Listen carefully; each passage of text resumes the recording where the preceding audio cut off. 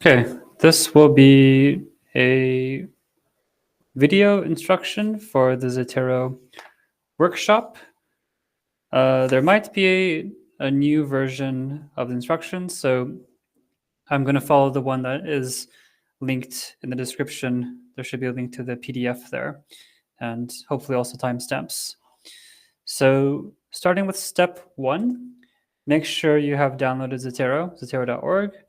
If you go to the download, you should have the Chrome connector as well as the actual software. So make sure to download this connector. Should add from Chrome there. Here in this section, you download the software. I guess, okay, sorry, it's already downloaded there. So run this. If it asks for admin permission, you can click no because it installs in your own folder, which doesn't require admin permission, computer admin permission. So make sure you've got that. That should mean that you have this Zotero software that you can pin to your taskbar. You'll probably be using quite often. And then you should have an extension here. If I have a web page open, it has this icon. If it doesn't appear, for instance, if it's like that, if you don't see it, just click on the extensions bar or whatever equivalent if you're not using Chrome, and click on the pin so that it appears that way. You can also check on a new page, it'll have this Z for Zotero, and then if you look up something, let's just look up Zotero, you get this folder. So you have these different options listed here that you can add the sources. So that's just a way to make sure that your Connect is working. Make sure you have an account. So I'm logged in here. But if you don't have an account, you can register for a free one here. There's my account there. And I encourage that you don't use your EduEspo account. Ideally, you'll want to continue using this after school. And you would then want to make sure that your EduEspo account is not the main account so that you can make changes to it.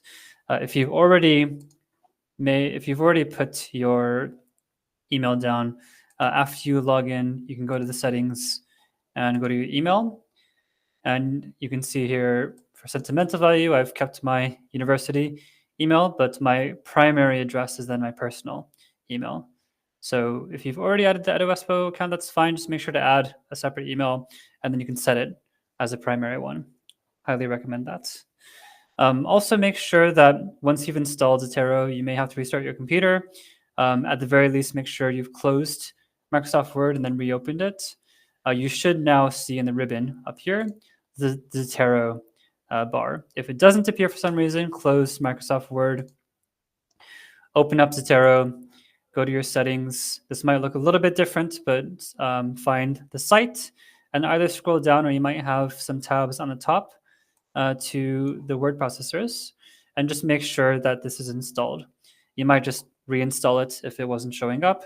LibreOffice, if you use that, you can install it there as well. But we're just going to be showing with Microsoft Word how to use Zotero and to set up the document.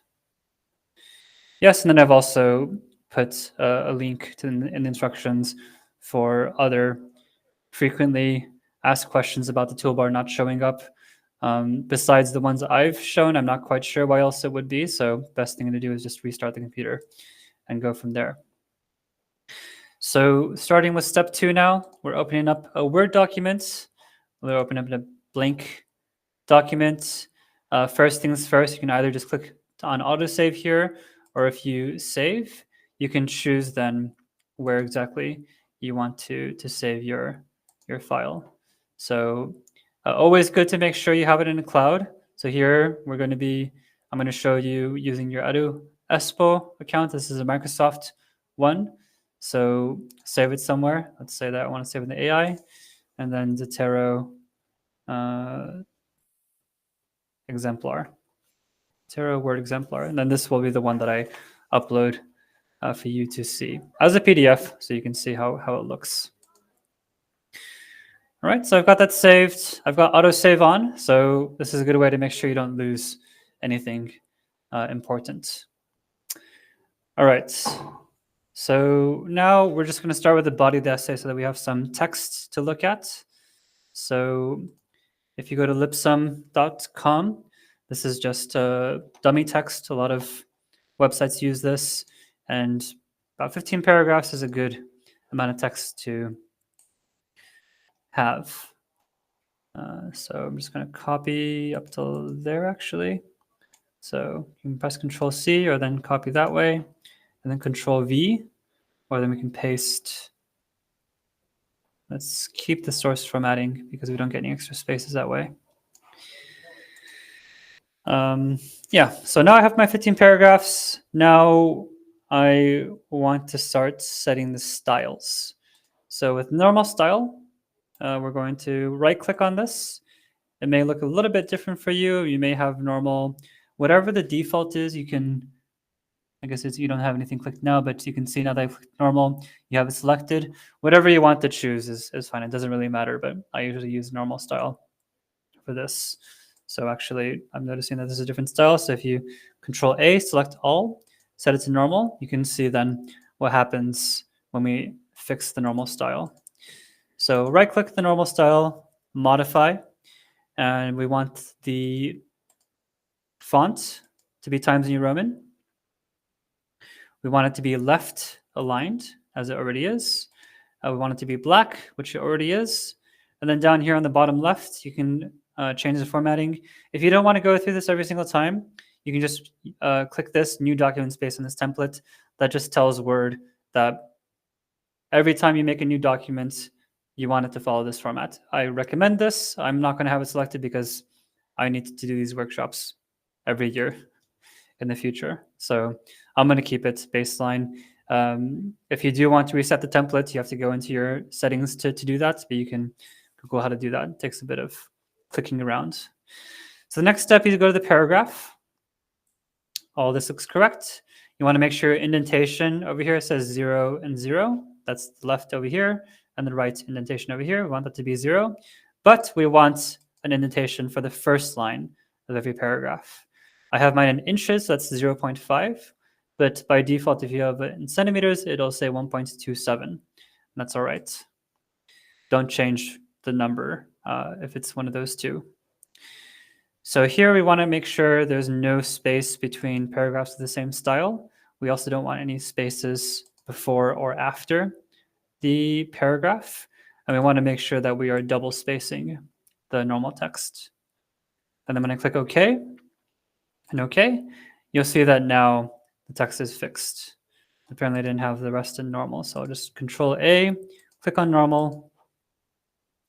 Bit of a problem there. Normal. Not quite sure why that's the case. All right, but let's just copy and paste this over again. And if I paste it with the formatting, merge the formatting, you can see that there's no extra spaces there, and now it uses the normal style. So that's how your text generally should look. No spaces between paragraphs, first line indent, all good. Now let's set the heading. Just for the sake of demonstration, I know this goes against my instructions, but just so you can see what's going on, let's put the first chapter here. You'll notice that when I put the chapter 1 full stop space, now it's auto-corrected, so it thinks I want to make a list. You just want to make sure to undo that. We don't want that list. You can change the autocorrect, but it's a bit more complicated. So just make sure you don't have any extra space. It should be flush on the left margin. So we'll put our introduction here, let's say. And then this will be heading 2. Just make sure, by the way, I did this very quickly. When I do a line break, when I press enter, you notice that because I've told Word that normal style, I want the indentation to be indented the first line. You can see it's represented by this top hourglass bit that's indented 1/2 inch. You want a backspace so that disappears. I think by default nowadays, Microsoft Word doesn't show the ruler. So if you want to see the ruler, you go to View, and then there's this ruler option here under Show. So that can be a good thing. Just double check that something would, stay on the call. So yeah, now I was doing heading 2. So let's say this is 1.1. Again, you see this autocorrect. It didn't make the indent though, so it seems to be okay. So the space there, and let's say these are my primary sources that I'm talking about. And then let's go down a bit. Let's say that this is chapter 2, where I'm going to talk about, see again, there's that autocorrect, and then we have a space that appears. So I'm going to Control Z, get rid of that extra space. And let's say that I'm going to talk about the color yellow. And 2.1 will then be, I was going to say auburn, but I don't know if that's but related to yellow. Let's say yellow-green will be my 2.1. Yeah, so I've got those sets. Now, when I set the heading 1, you'll be able to see what's going on. So this is not what we want. So let's modify heading 1. And we want to make sure the color is black. Make sure the font's Times New Roman. The size here doesn't matter. I usually keep it by default as 20 points, but you can set it anywhere between 12 and 20. It doesn't really matter as long as there's some consistency. But we'll keep it 20 for this purpose. Then again, we go to the paragraph. We make sure it says 0, 0. Here, actually, we don't want the line indent because we're not making actual paragraphs. So we want it to be flush on the left. We don't want any space before, but we do want some space afterwards. We want a normal line. And because our line is 20 points, we need to tell Word that we want 12-point spacing afterwards, the same as our normal text, and then single space. So we don't want to double a 20-point line. Right? So this way we have an equal space to our normal text. And then if you click OK, and then OK, now you can see we have this normal space afterwards. That's my heading 1. Now I'm going to fix heading 2. You can see here I did speak too soon about this. It did set this as auto formatting, but I think there's not a big problem with that. But I really should have done undo for this. Or no, it is a problem now because it won't let me select that. So 1.1, and then just make sure if there is some kind of autocorrect that appears that you fix that. Okay, not quite sure what's going on now. I think the autocorrect happened without me. Because there was that. And then if I do undo, yeah, now it's there. So a bit funny. Not quite sure why the autocorrect didn't show up, but you saw the space not appear when you heard me press space. So just click undo or hit undo whenever you type that so you don't get a list instead of just text, which we want. So heading 2, again, not what we want. So modify that. Black text, Times New Roman. You can see an example here that there's an indent that we want to get rid of. No special indent, single line spacing, 0 space after, 12-point space afterwards. Sorry, 0 points before, 12 points afterwards, no space between paragraphs of the same style, even though we're not doing paragraphs. I'm going to click OK. That's good. All right, and then chapter 2, this is the heading 1 level, 2.1, right? Any number afterwards, heading 2. Do make sure that there is a period after every number, including the last one. And then this will show up in the table of contents, but just to double check that we've done everything correctly, if you go to the navigation pane under view, you'll see that the heading levels, this is why we do headings 1 and 2, that we can see the different degrees. If in theory you have a 1.1.1, then you want to use a heading 3, update that appropriately, and then it'll show up in this third tier over there. But 2 tiers, I think, is enough for the extended essay. So that is number 2. We're now going to go to part 3. So we're going to work on the title page. First of all, to make some room, we want to add some page breaks. So you can go to Insert Page Break, or you can see the shortcut is Control Enter. I'll just click on this to give you a demonstration, and I'll actually do it twice. One for the table of contents and one for the title page. So here you can see that my cursor is moving in 2 different places. If you go to Home and then non-printing characters, you'll see why. It's because this is where the page break exists. So if you type after the page break, you'll notice that it goes to the next page. So you want to start before the page break. This is, in theory, the one page we have is just this one space at the moment. So we want to, somewhere in the top third of the page, we zoom out a bit, but somewhere in the top third, we want to have the research question.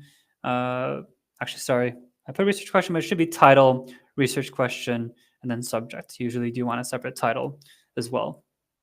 And then at the bottom, we want the word count and the date.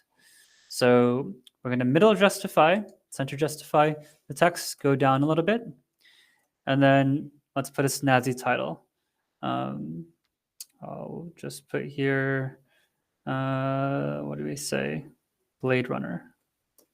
Right, let's say that I'm writing about Blade Runner. And that's my, that's not a very good title, is it? Let's say to run, it's not much better. To run or not to run? Let's put that. So that's my title. Happens to be a question, but I'm now going to put my research question. How is it Ridley Scott? No, I'm not quite sure.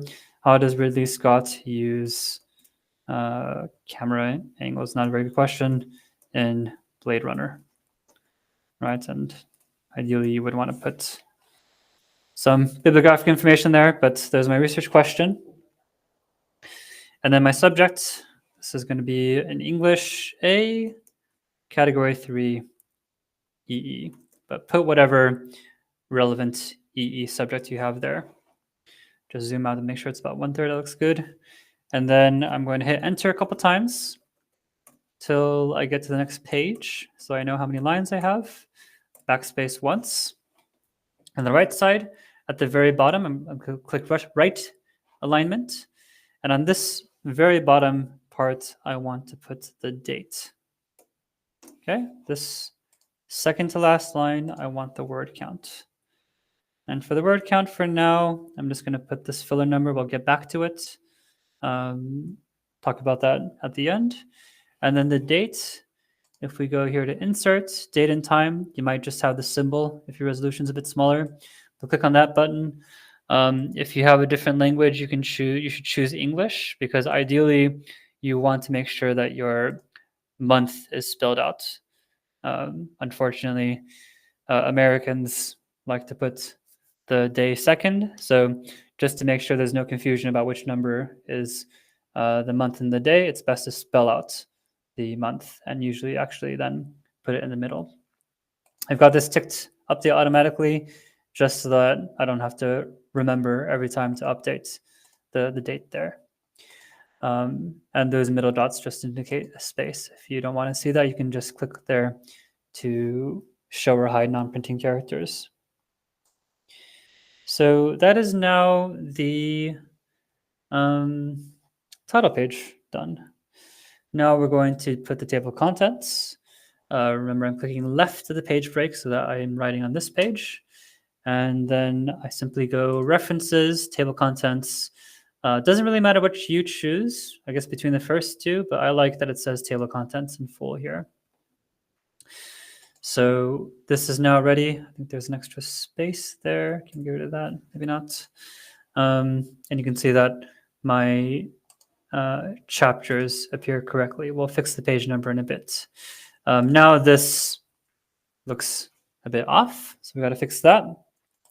So to fix the table contents, you notice that none of the styles at the moment are selected, and that's because it's hidden down here. We've got the table contents heading selected. So we want to modify that as we did before, black, Times New Roman. And because it's 16-point font, not 12-point font, we want to make sure, right, 00 none. We want to make sure that we have a 12-point space afterwards and single, so that we don't have instead a 16-point break afterwards on 12-point line space. We probably won't have another TOC heading, but good always to select that just to make sure you don't have an extra space between paragraphs, at least in Chicago Manual style.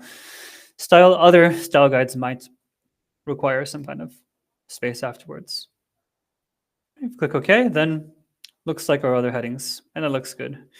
We don't want to use heading 1, by the way, because if we did that, then we would have a table of contents that appears in the table of contents, and that's not ideal. You end up having a bit of a Russian doll situation in your Word documents.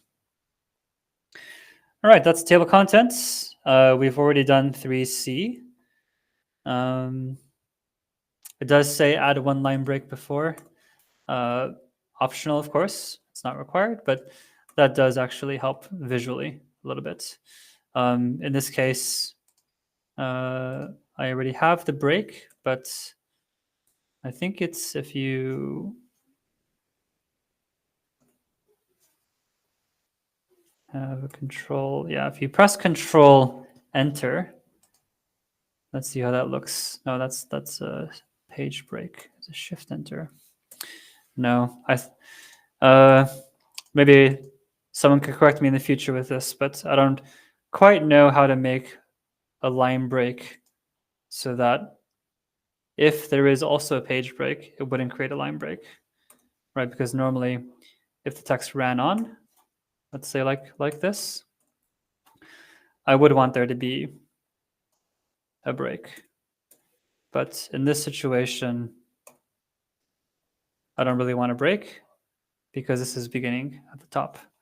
So you can do that manually at the end. If I figure out how to do that afterwards, I'll put some kind of information in the video about that. But that kind of formatting you could do at the very end. That might also be a good reason not to add line breaks before headings. Come to think of it, now actually a smarter way to do that, if I get rid of these line breaks now, is actually to use this space before, and then I think this won't appear. So let's say we want a 12-point space before the heading, we can do it that way. So this, come to think of it, is also a possibility. And then it respects the page break. So you see, even though I added the 12-point space there, it's not quite a full line break, because I think then that would be 24 points, or is it 36? One of those two. It respects the space when there is no page break. So I'll probably update the instructions to reflect that. Let's just have a look. If I put 24 points,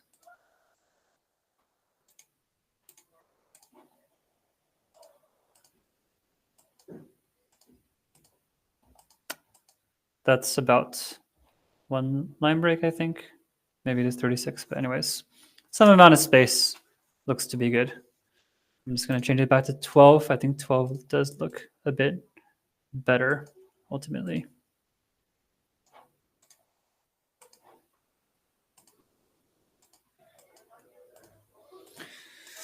All right, you learn as you go. So we're now done with 3C. We're now going to add page numbers. And note that the page number starts incorrectly on page 3. We want the body to start on page 1. So the way we accomplish that, we got to turn on our non-printing characters after the page break.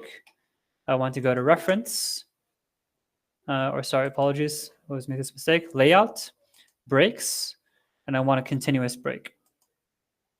Okay, you'll get this extra line that appears, so I'm going to press Delete, not backspace, or not the back button, but then above it there's a button that says Delete. That'll take it from in front rather than behind.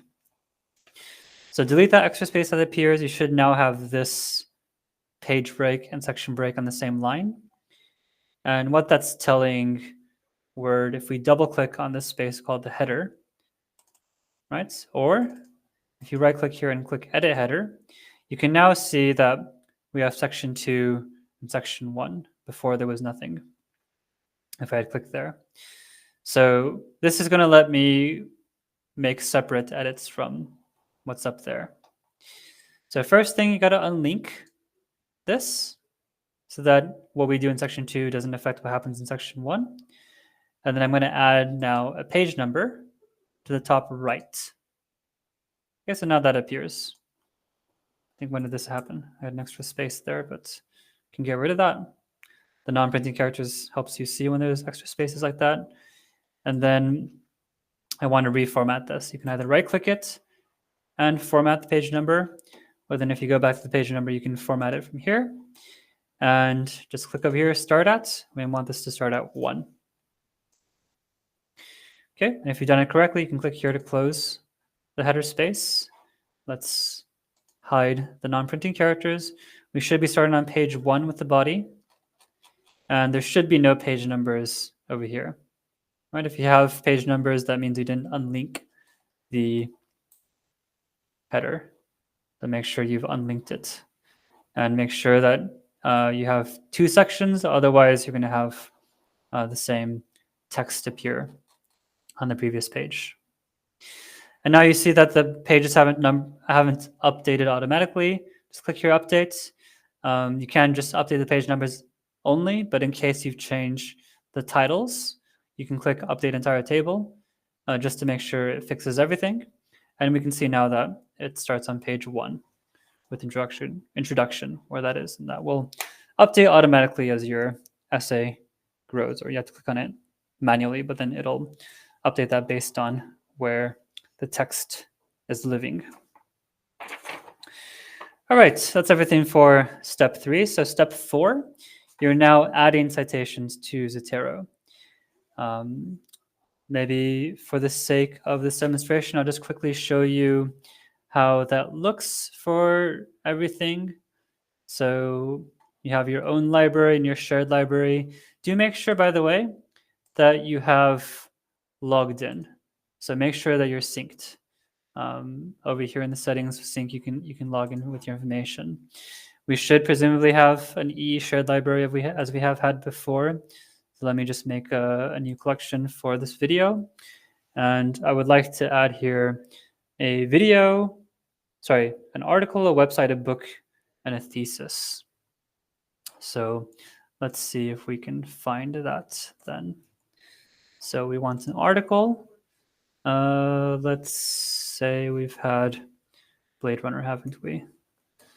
So we've had Blade Runner, postmodernism and Blade Runner. Why not? I've got this now. If you have this DOI, I have to say this is a little bit more reliable than clicking on this button. That can be a bit risky. Always make sure when you add something to Zotero, you have Zotero open and you have the folder open where you want it to be saved. So I have my video sources here. So I'm going to click over here now, and you can either click here to add it. Maybe actually I'll just show what that looks like. But I'm actually going to copy this DOI and show you how that works. So now this has appeared here. Looks correct. Let me just delete that and show you what this looks like. If you click on the magic wand, you have this option, ISBNs, which books have, DOIs, which nowadays books also have, books and books chapters if it's an academic work, but especially journal articles. Any academic works would have that. PubMed IDs for those of you doing biomedical research, archive for those of you doing quantitative studies, so maths or quantitative economics or biology or chemistry will often have that. I'm not quite sure what the ADS is, but paste that, hit enter, it'll look for the information, and you just want to double check to make sure that everything's correct. And for B, I have something to go through. So we have author, date is essential, title of the journal article, it's the correct item type as well. You can see here actually the publication is incorrect, I believe, unless it's really called October. It is. All right, so that was my mistake. Unusual name for a journal. Volume 41.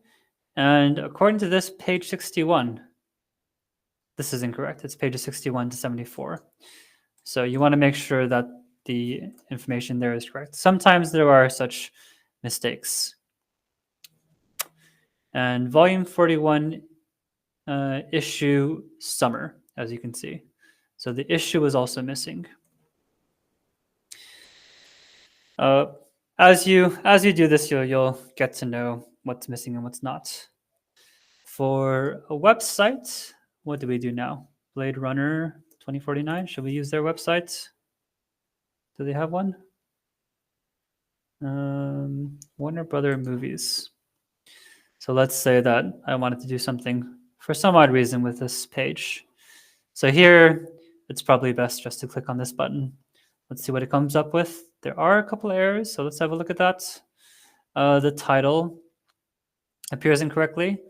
I guess the title of this web page is going to be Blade Runner 2049. It's maybe not the best demonstration now, but it seems to be it. The author in this case, I don't clearly see who the author is, but I do know that this is run by the Warner Brothers website. So I can click on this single field and put there Warner Brothers. Very often you'll have this duplicate. So actually the website title is also Warner Brothers, as you could see up here in the URL. And then the date. All right, this is going to be a bit of a problem. There is a date when this was published, but the date here now refers to the date when the website was published. So in this case, after scanning through, I don't see any evidence of what date this was updated. So in this case, you can put here n.d. meaning no date.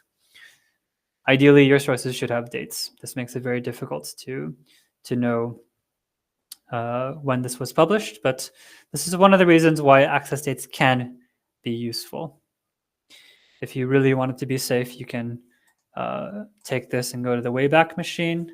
This is a project that makes a snapshot of the website at a given point in time.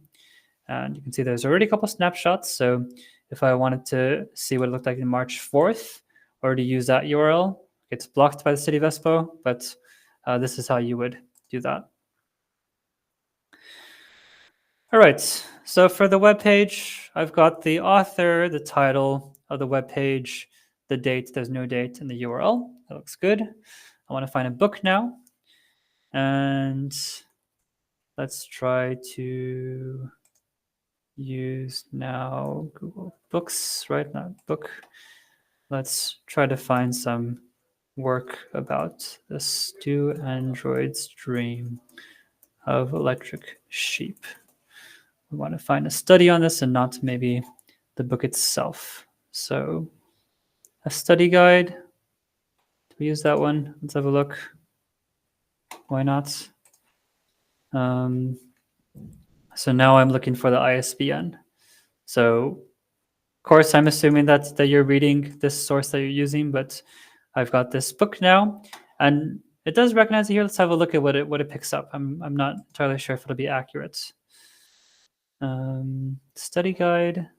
Author is Learning Gale Cengage. So this looks incorrect. So I think you will usually be better off, as you can see here. Simply put in the ISBN. That's going to then look up a library catalog. Worldcat.org, I think, is the one that Zotero uses, and get the information there. Here, actually, it was then the scale, Sengage, whatever that was. So in this case, not ideal examples, unfortunately. This doesn't have a separate author. It's named anonymously for the publisher, or as the publisher. But I guess what I can do is make it a single field. I can let Zotero know that this is an institution and not a person. It would be good to double check that this is the correct author name. That's at least how it's tagged here. Ideally, I'd want to open it up and have a look at it. You can always have a look at what appears on Amazon. How do they? This is lists the Gale group as the writer, as the author. A little bit difficult to tell. Right, apologies. Let me just pick a different book. This isn't an ideal example, but I think this is still good to show you what my thought process is about this. Let's just choose something that has an author. Handbook on artificial evolution. Let's choose this one. It's got an author as well. there. So I'll copy this, delete this one. This was a bit confusing after all. And let's see what comes up now for the book. This is also probably a good time to show the book chapter, because you can see here that we have editors and not authors, because this is a handbook and not a monograph where an author's written a single text. Okay, here we have two cities, Berlin and Heidelberg. So I think it's probably because it's located in both locations. I think that's okay. Usually you only want one city, but that's usually if it's in different countries. So we've got the book now. Everything looks good. Let's say that within the book, you only want to include a chapter. So if we look back at the book, can we actually see what chapters there are? We look at the preview. Yes. So you notice that each chapter is written by a different person. So let's say that what we actually wanted, so we don't have too many authors, is this chapter called Swarm Granulation by Tim Blackwell on pages 103 to 122. So what I'm going to do, just to make my life a bit easier, is just duplicate this. So I have all the same information. And just use the ISBN to pull that up again. And I'm going to resource this as a book section because I want the chapter. I'm going to lose some information. It's all right. And it's called Swarm Granulation. And the author was Tim Blackwell. Blackwell Tim. And I need the page number, as you can see in the instructions, and that was 103 to 122. Here you can just use a hyphen and not an end dash, and it'll fix it when you upload that. The short title is changed now. If I want to change that, I can just put that as the art of artificial evolution.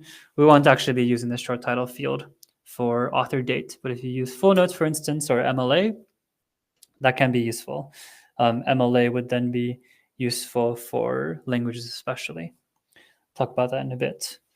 So that's the difference between a book section and a book if you're looking at just a chapter, which if you're using a handbook, as you could see from this table of contents, quite different things from visual art to science, art, and music.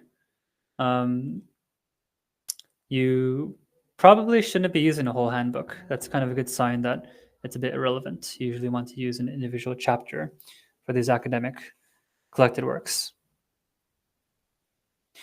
The last type is then a thesis. So I'm not sure now if I can find one easily. Let's just log in there.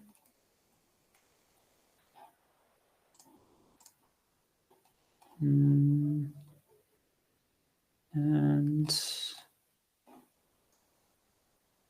now this is submitting published theses. All right, let's see if anyone's written on Do Androids Dream of Electric Sheep? All right, someone's written that there. So we can now take this. And again, let's see what Zotero picks up correctly. You see there's no DOI because technically theses are unpublished. We do need to have a look. This is a pro gradu, which means a master's thesis in Finland. So I needed to see what type it was. And you can see here, it's listed as journal article. That's incorrect. This is not a journal article. It's a thesis. I did get Elisa Damminen correct. The title looks correct from what I remember. Do Androids Dream of Electric Sheep? Yeah, the post-human world. And we simply put here, this is the University of Helsinki, which is in Helsinki. And instead of pro gradu, that's not a universally recognized name. We'll just put here master's thesis. Now that's all correct. So we have 5 different types of sources now. And now we're ready to add these sources to our body. So I'll just show you quickly if you had a quote, let's say that there's a quote here. You want to put the author date citation always before the full stop. So here I'm going to go to Zotero up in the ribbon, and I'm going to click here on Add Citation. Make sure your Zotero program is running, and then you should have this pop-up screen, pop-up window. If it doesn't appear, just check your Zotero software, and you should see this pop up. The default is probably going to be full note. We want author date. And check with your language teacher. They might prefer that you use MLA. And if you're doing psychology or something similar to that, then APA might be preferred. Generally, outside language, most people, especially in university, start off with author dates. You might use a different one in the distant future.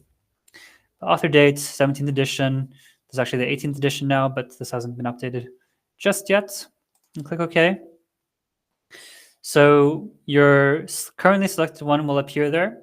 If you remember what you want to put in, you can add it there. I remember we had something about Warner Brothers, for instance. So if you wanted to add that, and you remember the name of the author or the web page, you can do it. Or if you don't remember what those were, that's okay. Click on Classic View. You can go to your folder. It's already clicked here. You can choose then which one you want to add. It might also be that you want to add multiple sources. So let's see what that looks like. Actually, sorry, let's do the first one first. So let's say Tamminen. And let's say that I'm using pages 50 to 56 of her thesis. Now, if I click OK, I now have Tamminen's thesis cited there. Okay, let's say here, before the full stop, I want to add multiple sources. Let's just show you first with this. Well, I still remember a couple of them. So we've got Warner Brothers there, and then we had a handbook. Probably have many handbooks there, but it's choosing what I have open right now. So this whole handbook, let's say, for some odd reason, I'm citing that thing, and I'm not sure why I would.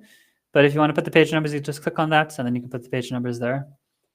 60 to what? So I should say 110 to 120. Warner Brothers doesn't have a page because this source is a web page, so I won't put anything there.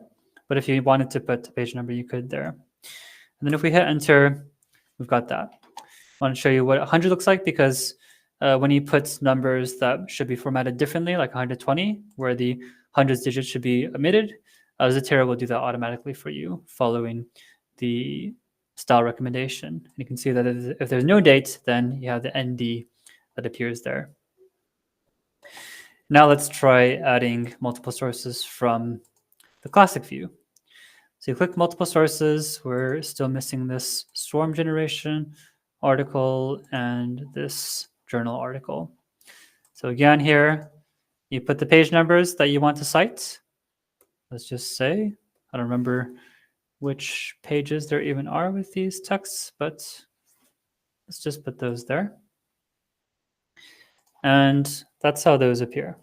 So now, I guess I didn't announce we were already on 5A, and we've finished 5A now. We've added 5 sources. So now we're going to go to the bibliography, which I'm just realizing now I might have skipped, but we go to the very bottom of the text. And then before the end, right, I'm making sure that I don't have any extra spaces in case I want to add anything. Doesn't push the text down, but a page break. I start on the new page. I want to make sure that I don't have this indentation. I think actually if I just go heading 1, that's fine. So this will be chapter 3 now in my extended essay bibliography. And if you look at the navigation pane, you can see what number to use next. So hit enter, backspace, get rid of that extra space.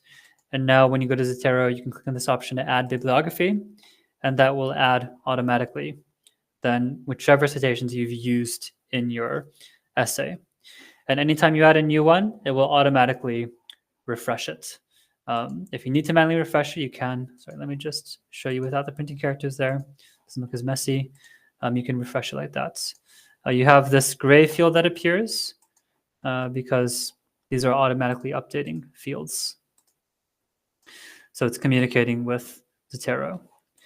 It would be good. I already did a search through to identify mistakes. At this stage, it's also good to make sure that you don't have any mistakes in your bibliography. Okay, so the last couple steps then, we're just going to take a word count of this. If I click the bottom of the text, and then I scroll up to the top of the body, hold Shift, and click on the top, it's going to select everything in between.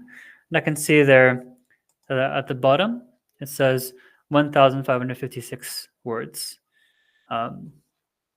You can just go ahead and use that. If you really want to be specific, the IB does not count the headings or the citations as part of the word count. So if you wanted to, you can make a new document. I forgot to click to copy that text. You can copy that, paste it here. You can either manually delete this text or you can ask AI. I found that quite useful in one of my trainings because, okay, these are easy to remove, but you might not remember where all of your citations are. So if you ask the AI, please remove all author date citations and headings, then you can copy it to a Word document and see the word count. But you can see here from here, I know I still have a few citations missing, 1,536 and 1,556 is not a huge difference. But if you're just shy or just over the word count, that can be a good way to make sure your word count is under 4,000 in the case of the EE or whatever the word count is for your assignment. And just to make sure, always update your table contents. Here, actually, this was good. We had one move to page 3, and then I forgot, of course, I had a bibliography that then appears. All right, so your EE should now look like this. Just quick scan through that. And I can always just save it, it's auto-saved. And usually you want to upload documents as a PDF. Depends. If your teacher asks for a doc, it might be easier to annotate. It's up to them. In the future, you might upload a doc. That's okay. But if you need to upload a PDF, you go to File, Export, Create PDF. You can also go Save As. But this is usually how you do PDFs. And I've got my Zotero Word exemplar now. PDF type, I'll just open it after publishing to make sure it looks correct. And then standard is usually fine. Usually these documents aren't huge unless you have a lot of pictures in the in your document, in which case you might want to minimize the size. All right, and once I click publish, it'll open in my default program, which for some odd reason is on Chrome, it seems. I don't know what's going on. Let me just go back there to my AI folder and open. I guess it doesn't open with the defaults program. My default program is Exchange Reader, but you can see there should look correct. Just double check, make sure everything looks as it should, and does to me. So this is then the version you should upload. Right. Hopefully you're now a Microsoft Word wizard or on your way to becoming one. Thank you.